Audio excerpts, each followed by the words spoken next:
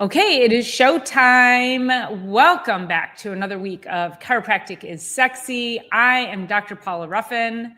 And I'm Dr. Erica Peabody, and we're always happy to be here every Thursday. It goes quick though, huh? I feel like we were just here like a week ago or something, right? Yes. So listen, today's topic, usually, we always come to you from our adjusting floors. We like to talk to you about the things that have happened during the week and miracle stories and then health stories and how we've managed people. And so today's topic was inspired for me by a patient that I was speaking with who is having some reproductive challenges and needs to have a minor surgery. But in the process, had suggested, I think I'm just going to have a complete hysterectomy because I'm not having any more babies. So I wanted this conversation to really speak to how our bodies are perfect and we don't have spare parts. We can't afford to be removing organs for no apparent reason. And so today's conversation is going to be around what happens when you get organs removed. What does that do to your the innate intelligence of your body? How does your body then go into a self-healing state? Is it capable of a 100% self-healing? So we're going to move into when you get an organ removed, it doesn't actually mean you're better. Now you have to really pay attention. So I think gallbladders are probably the number one surgery that people have and then are given no roadmap. Take the gallbladder out, you're fine. So anyway, I'm going to pass it over to Dr. Erica. What are your thoughts on that? Yeah, well, it first starts that, and I just literally got done talking to a patient, and this wasn't necessarily about organs in particular, although the muscles are organs and the skeleton is organs and all of that. But my whole thing, and I said chiropractors in general, we look at the body, that the body is not making any mistakes ever. And for your MD to come in and say your body isn't able to handle this, it's not capable of that. Now, caveat is everything that we've been talking about for almost 2 years now, which is that we have to, there's no way around it, honor and abide by the natural laws of the body. We have to eat right. We have to get our movement. We have to do all the things. And so this particular gentleman, he was doing a deadlift, which I freaking love my patients that come in and they're like, I was killing it and I got injured. Like I still remember that 80-year-old. She's like, I'm training to run a 10-mile road race. And I got a little injury from it. It was like 80 doing that. So anyway, deadlift last Saturday. And then Sunday, he felt something really give. And then on Sunday, he felt terrible. Saw him back here on Monday. And then he felt so great afterwards. And then on Monday night, he golfed. Tuesday, he felt worse again. Tuesday felt good. Wednesday, he did some easy lunges. But in the process then he's like, and I went in for an x-ray yesterday and doesn't show anything. And I'm like, it's just because the body needs time. It needs to be doing the right things, but it's never making a mistake. So we need to listen to what it's saying, which probably with your patient is like symptoms could have coming all along. But when we go and we take these symptoms to a surgery, right? You ask them what's up with the symptom and their solutions are surgery. Now I can look at us and say the same thing. Like when you bring us anything going on, we're going to look musculoskeletally, and we're not cutting anything out. We're not adding anything in. Nothing that we've done has ever been recalled. There's been no lawsuits against adjustments that we're doing. You know what I mean? So that's where I always love to stand in the place where the body's never making a mistake. How can we help you? Let's get rebalanced. And this has probably been going on for a long time. And and you can probably answer these questions. What kind of condition is your patient in? Like PCOS, like chemistry issues, like what were her periods growing up? Was she on birth control? It's such a long thing, but it's never. But the gallbladder, what you mentioned, when that is going on and they just are like, your gallbladder is working at 31%. I don't know where they're getting these numbers from. Let's just take it out. And then they say you're fine. You need ox bile salts. You need digestive enzymes. You need emulsifiers. You need things in your world in order to help with that. And so many people are getting non-alcoholic fatty liver who've had their gallbladders removed. So the problem with the gallbladder removal, and then I want to give a backstory about this patient that inspired today's topic, is that yes, your gallbladder comes out and then you're fine. The problem is the gallbladder is the end point of everything that's wrong. The gallbladder is the symptom of everything that's wrong, not the problem. The problem has been poor digestion, poor lifestyle habits, poor hydration, stress. The problem has been all of that for so many years. Toxic exposure. The liver has been struggling. The gallbladder is attached to the liver. It helps emulsify the fats. It does a few other things. But then if you remove that gallbladder, now what can happen is people can end up getting issues with like the bile duct. They can get, and then all that toxicity backs up into the liver and we get non-alcoholic fatty liver. So the gallbladder is a really important organ, and just taking it out, if you don't do the things that Dr. Erica just said, like we need very specific enzymes and bile salts to be able to support the fact that it's not there. That's often an interesting conversation because I will say, well, you need gallbladder enzymes, and people will say, and I say it like that, forgetting, then they're going to say, well, I don't have a gallbladder. I know you don't. You need these things to support the fact that you don't. And each and every day, like this is like, now it's like, no, every single day for the rest of your life, because it's gone and you have to support all of the other organs in your body. Now, going back to the patient who is having this reproductive surgery. So it was interesting because she had two different opinions, and she came to me and she said, okay, I'm having a hysterectomy, and she's mid to late 50s. She's in relatively good shape, attempts to eat well, like I think, lives maybe a relatively like 80% good lifestyle. So but she's had, to your point, she's had this cyst on her uterus for 20 some years. She's like, oh yeah, I've known I've had this.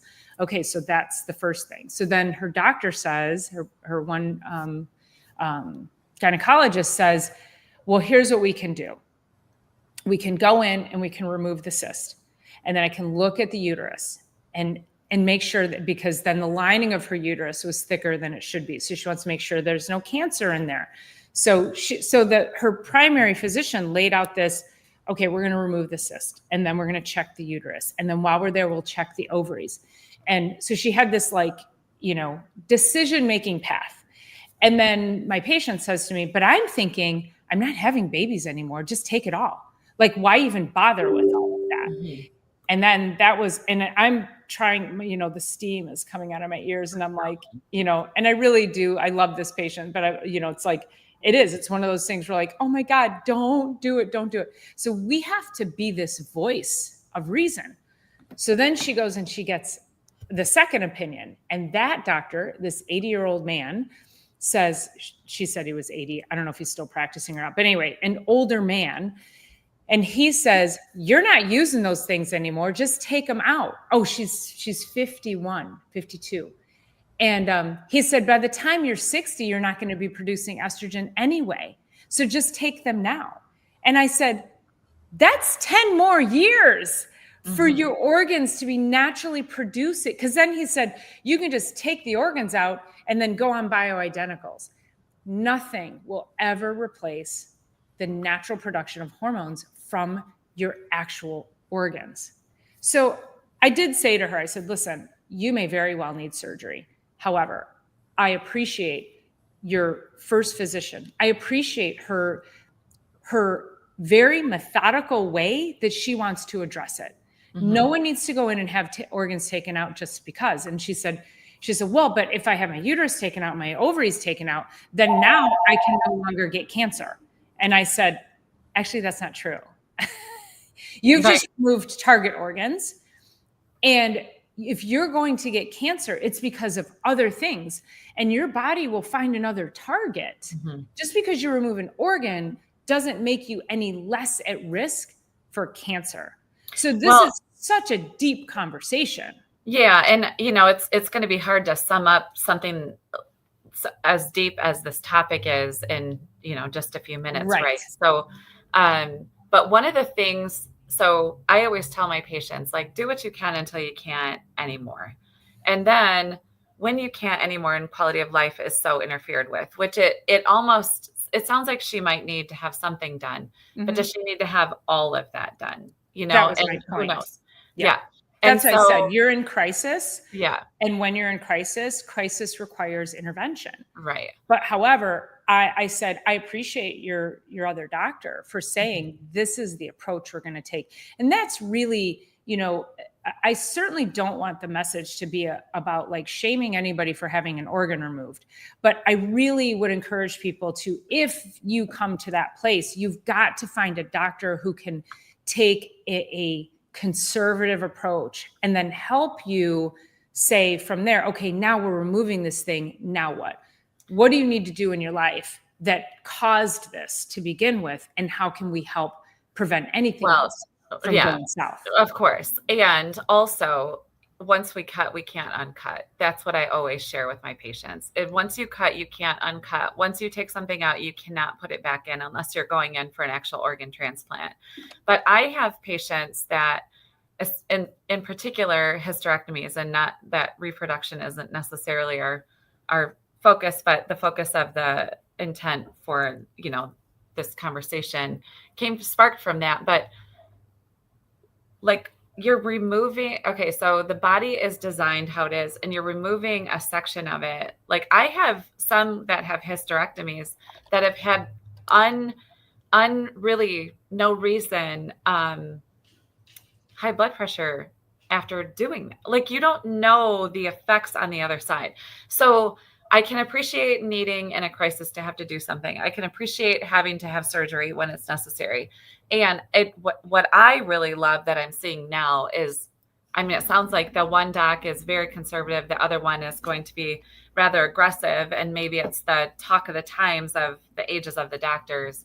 But what I love that we're seeing now is so much more of a conservative approach first. Like, it used to be the first thing that would come up would be MRI and then surgery. Now the MDs are saying, okay, let's do physical therapy first, then an MRI, 6 weeks of physical therapy, then an MRI, then we can consider maybe shifting physical therapy and then going into surgery. Like, I love over 20 years that we're seeing a little bit more conservative medicine happening than we did before, because there's been recalls on stuff. There's knees that don't fit. Like, I have a patient, she is an avid skier. She lives here in the summer and in Park City, Utah in the winter. She had her knee done last spring of 2024.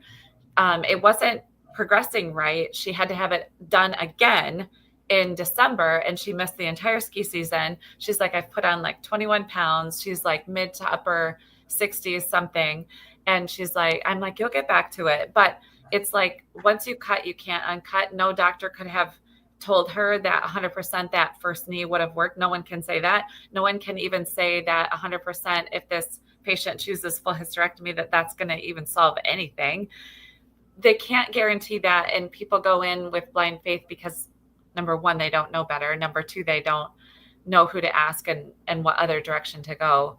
And they just feel like they don't have other options. And so hence the reason we come here to you every week, to making sure that you're asking those bigger questions. And thank goodness that patient even came across in your office, like brought that to you. We love hearing stories that, you're considering this and maybe put it off for a while or change it up. So I don't know. I think given the fact that there's 20 years of history of her having this issue, this is where it's like, I think it's so important that you and I are here every week having these conversations, because people today who maybe are just newly finding out things about their bodies, now I hope that we can give them some hope to be able to give them a path that says, if you don't take care of this now in this way, that in 5, 10, 15 years, you could be looking at surgery to remove your gallbladder or have a hysterectomy or anything like that. And, and of course, the problem too with a hysterectomy is now women are getting bladder prolapses. Their bladders are literally coming out of their vaginas and they're having to have suspensions. And it's like, that is not like, we just keep trying to fix surgeries with surgeries. And so I would love to save everyone from that. But, I understand too that a lot of people, it takes time to hear the message. And for her, when I said to her, listen, I said it's a misconception that if you remove the organ, it's like you have breast cancer running in your family. And so you chop your breasts off in order to like not get breast cancer. If your body is going to develop cancer, it will find a way. And it's typically a liver issue and a genetic issue. And then the epigenetics, which how you live your life, is what will turn that on. So if you remove breasts or you remove organs and your body is still, if you're still living a lifestyle that is not congruent with good health, and the more you do that, the more your body will adapt positively. And then of course, the more you don't do that, the more your body will adapt negatively. So it is really critical to start thinking, if you get a diagnosis that says, I have to have this surgery, I would love for each and every one of you to ask, and then what? And then what? If I do this, and then what? And if you're told nothing, you're fine, then you need to run from that person. Well, the other part too is so my question even prior to that would be, why? I don't know why humans are built this way. I have no idea. Why are we waiting for some serious diagnosis to change lifestyle? I had a patient in yesterday. He was diagnosed with prostate cancer in March, and he's been going through this process, and I've seen him a little bit along the way, but now he came in yesterday. He said, it's too late. I'm like, what's too late? And he said, well, I've done all the things I could naturally.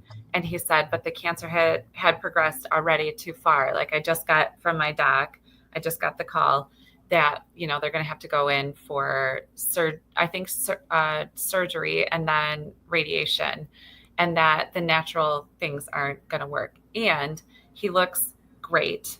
And he's lost all the inflammation off of his body. He's lost 22 pounds in the process, but he didn't have a lot to lose. But it's like, and me too, I wish that in some way he could have preluded what he's feeling now and the stress of that and all the changes he's made since March. If we could all prelude all of this, Dr. Paula and I included, to a lifestyle that wasn't developing that kind of inflammation and those kinds of things to begin with. We can't be perfect, but I'm frustrated with the fact that it takes like a serious diagnosis for people to start making changes. I'm really frustrated as we went through 2020 and COVID. That was a target for respiratory, but inflammation and diabetes and obesity. Like a lot of the people with those kinds of conditions, chronic health conditions, were the ones that were that this virus tended to target. Who knows exactly where it came from, what it was doing, right? But we're all changed because of it. Oh, we know where it came from. They felt like there was now all of a sudden a target on their chest because it was like really scary what in the world was going on.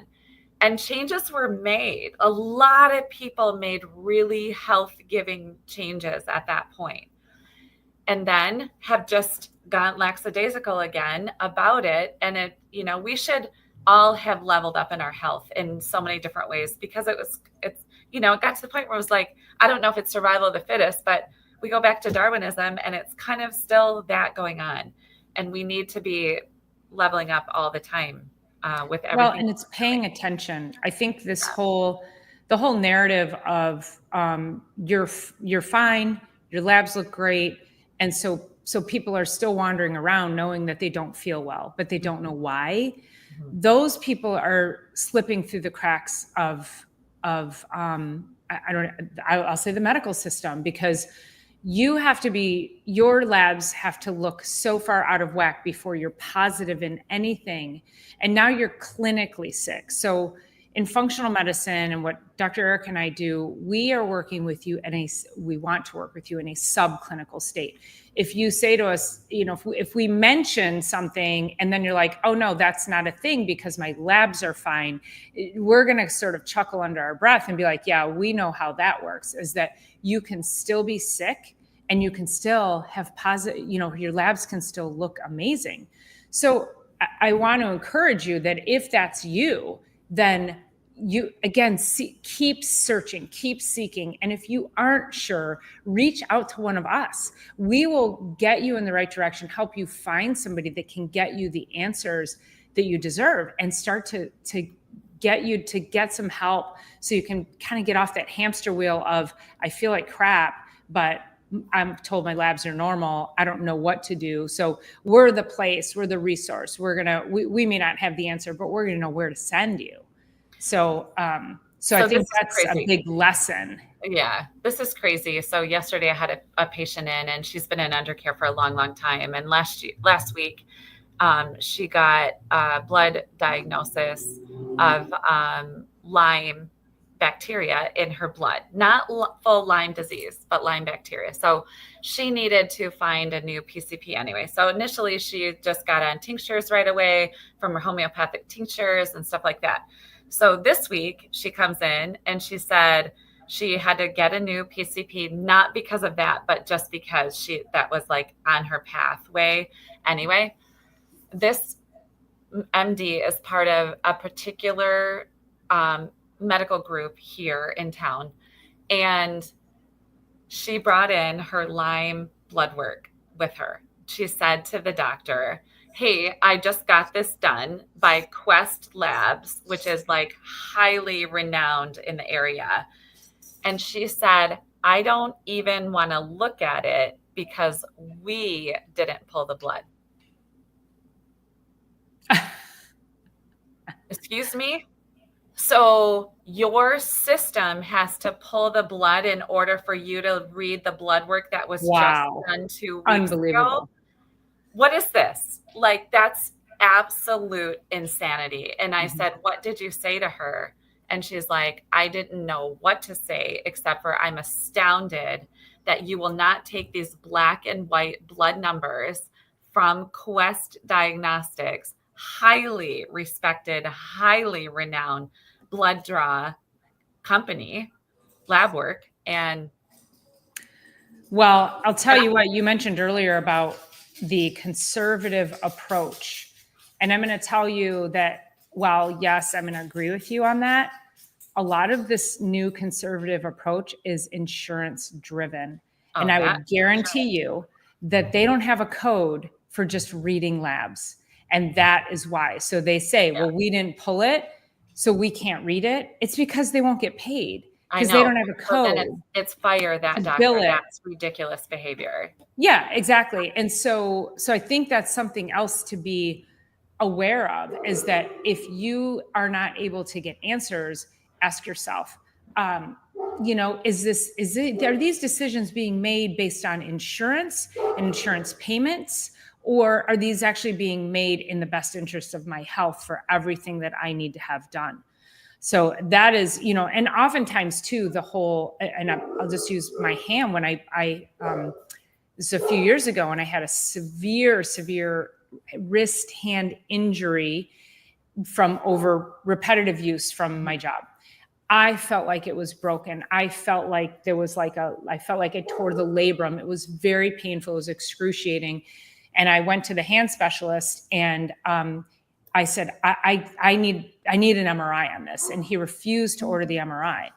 And he said, I want you to do 6 weeks of physical therapy. And I said, fine. And I said, I can do all that on my own. I have everything at my office. I can do the ultrasound, whatever he needed me to do. So I left, I did the therapy. And within about 3 weeks, I called him. I went back in. I said, listen, it's not working. I'm in even more pain. I have to figure out what this is. And he looked at me and he said, oh, you think that because you have a doctor in front of your name that you can dictate your own care? And I said, I'm sorry, this is my livelihood we're talking about. And I am asking you to do your job and to help me figure out what the hell is going on. Because I suppose I could have gone for my own MRI, but I didn't. I wanted a hand specialist to look at it, but to be insulted like that. So this is like, we have to be our own best advocate. Right. And I finally pushed him to get me the MRI. I get the MRI. I got the results, but I wanted to go back and have a heart-to-heart conversation with him. And I went back in, and he made me wait an hour and a half, and he never came in the room. And I finally walked up to the front desk and I said, I have to go back to work. Tell him, thank you very much for being the most uncaring human and doctor I have ever been in front of. Right. And I left, and I never heard from him, never called me. Fortunately, I had the lab sent to me. But, again, this is often like we have to fight oftentimes to get our own answers and to get our own healthcare. So don't be afraid to push back to get what you need for your own health. Yeah, no, I agree. And I mean, even it's so interesting having to even seek out medical care as a healthcare provider. A lot of times, well, that was super slighted, his language to you. And it doesn't matter whether you're a doctor or not. You should, like, anybody should be able to say exactly what you said and just be able to get the proper care. But there is and I love that this is changing over the last 20 years in practice too, is that we are responsible for our own health. It has always been our responsibility. Our MDs and those people, they're not going to look out for you. It's great to have emergency medicine always, of course, and certain special conditions, of course. However, we are our own advocate. We are in charge of our own life and our health and all of that. And so, yeah, it's one of those things that's finally coming full circle. And people will say to me, well, why didn't my MD say this? Or why didn't they tell me about that? And blah, blah, blah. And it's like, well, because we're actually in charge of ourselves. And it's great when we can start to take, autonomy over our decisions and just begin to have a lot more power inside of our health, because that's really where it's coming from anyway. Well, and I think we've moved, we're still moving. I think there's still a generation of people who whatever your medical doctor says is just God, and you never questioned your doctor no matter what. And maybe that was back in a time when they weren't so handcuffed by the insurance companies. But right now, a lot of times the decisions are made based on your insurance coverage, your insurance benefits. A lot of times you'll get or you won't get proper services or care because of what your insurance will or won't pay. And so this is oftentimes where, again, if you're working with somebody who does nutrition and functional medicine, they won't take insurance because of that fact. Like, we want to be able to help you at our highest level. And we can't do that if we're handcuffed by what the insurance company dictates we can and can't do. So if you're finding yourself in that place, if you're like, hey, I just need to get help, you may have to then start to look outside of your insurance benefits to get the proper answers that you may be looking for. Yeah.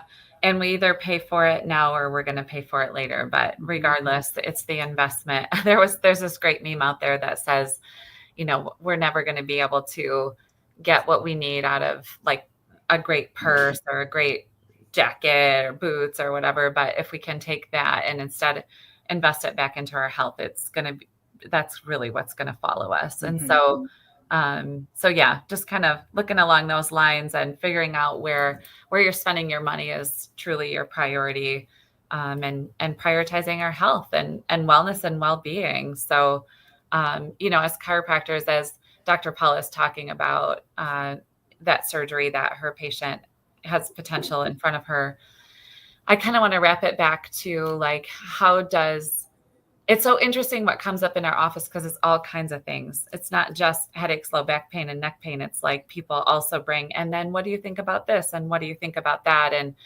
So, when a patient comes in like that, I mean, you still adjust them, you still deal with their nervous system, you still do all the things. So just kind of throwing it back, like, how does chiropractic really relate back to, well, we know how it relates to optimal body health and all that, but curious. Well, Wow. in this comment here, I was scheduled for back surgery 5 years ago to put a rod and screws in my back for a scoliosis. A friend suggested I see her husband's chiropractor. I finally did. He did active release therapy. Chiropractors are the only discipline that takes an active approach to scoliosis. And so, as much as we're talking about having organs removed, once you put something in, you put rods and screws in the spine, you put a plate in the spine, you fuse something, that's like, you can't undo that. And oftentimes they will go out and they'll take things out, but now we're dealing with scar tissue and long-term weakness and degeneration. And so I love this story, Diane, because when people come to me and they have scoliosis and they say, well, can you help it? And I said, I will never tell you that I cure scoliosis. What I will tell you is that when I remove interference to how your body is functioning and growing, especially like young kids and teenagers, the body will start to grow in a more balanced fashion. And so it's your body that's going to remove the scoliosis. It's your body that's going to repair those curves. And so I love that you went to the chiropractor for that. I love that you trusted in that. And it's a really, really wonderful story. And I'm so glad it had a good outcome. Yeah. Well, when I look at, she says on me and 2 appointments, my pain went from a 9 to a 2 and I canceled surgery. So that is incredible that you're still active. You still get to do what you want to do, ride, and you're so grateful. And I'm just thinking cost effectiveness here. Like, I don't know, few $100s as compared to rods in your spine for life is like multiple tens of thousands of dollars, plus the pain and suffering from that point forward. So if this, in my opinion, that doctor that was ready and scheduled for surgery, that is absolute negligence to not say, hey, we need you to go try chiropractic first. We need you to go try chiropractic and then, change up some lifestyle stuff or what have you. We need you to try that first for a few $100s as compared to multiple tens of thousands of dollars for that surgery. And the cost effectiveness plus your lifestyle choices and changes for your quality of life, especially now, but especially at the end of life. Like it's huge. And really everybody should know this. Everybody should know this. I love that you see him weekly. And I have patients who were coming once a month, every 3 weeks or so. And then they had a new injury and they're like, I'm coming every week. I will only come every week now until eternity. Yeah. Because also it's that whole, what do you recognize has been the best course of action for yourself? How do you feel when you go to the chiropractor once a week versus once a month? I have to get adjusted every week. I mean, it's just, that what we put on our bodies, and I'm very active. And so weekly for me is amazing. And yet I've been missing my weekly appointments, probably getting every 2 weeks or so. And I feel it. It's not good for me. So I have to change that. I recognize that. But I'm so glad that you found something that works for you. And I hope that you tell everyone that story. Yeah. Because we can tell that story, but the more you tell it, the more people will be, they'll connect to that. So yeah, thank you so much for sharing that story. That's awesome. So now that we're rolling into kind of the end of this, like, how can we wrap this up in the best way? Well, I think going forward, make sure you're asking questions. Don't be afraid to ask questions. Don't be afraid to challenge the things that you're being told when it comes to your own health. If you're not getting answers, continue to seek out other providers to get those answers. If you're not sure who, again, reach out to us. Mm-hmm. We can always offer, who do you go to? What's the next step? And we love to think of ourselves as a resource to help people find the things that are going to help them improve their quality of life. So yeah, I was going to say too, that our health is not by luck. It is by active moving in the direction of health Yeah. every single day. So he's the same. So with that, listen, I want to thank everybody who's come into here today and who's commented. We love your engagement. Please make sure if you are just here and you're watching or you're engaging, make sure you are subscribed to not only It's All About the Biology, but please go over to the Chiropractic is Sexy channel and give us a subscribe there. And please share our channel and share this content. We feel it's some of the most important information we can be putting out there on the internet. And so the more you share it, the more we can get our message of health, wellness, and longevity out to the world. So, all right. So thank you so much, you guys, for being here. And we will see you next week on another episode of Chiropractic is Sexy.